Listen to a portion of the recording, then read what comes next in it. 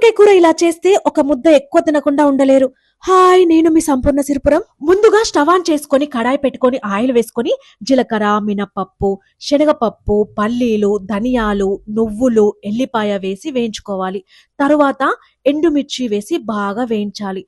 ఇక చింతపండు 5 నిమిషాల ముందు నానపెట్టుకున్నది వేసి నిమిషం ఫ్రై చేసి మిక్సీలో కొద్దిగా నీళ్లు వేసి మెత్తని పేస్ట్ లా చేసుకోవాలి. వంకాయలన్నింటికి 4 చీలికలు పెట్టి పుచ్చులు లేకుండా చూసుకొని ఈ మసాలాను అన్ని వంకాయల్లో నింపి ఒక ప్లేట్లోకి తీసుకొని సిద్ధంగా ఉంచుకోవాలి. ఇప్పుడు మరోసారి కడాయిలో ఆయిల్ వేసి జీలకర్ర, ఆవాలు, లవంగాలు, యాలకులు, ఉల్లిపాయ, పచ్చిమిర్చి వేసి బాగా వేయించాలి. తరువాత పసుపు, స్టఫ్ చేసిన వంకాయలు, మిగిలిన మసాలా వేయాలి. ఇప్పుడు కొన్ని నీళ్లు పోసి పైనుంచి తగినంత ఉప్పు, కారం వేసి ఇవన్నీ కలిసేలా ఒకసారి బాగా కలపాలి.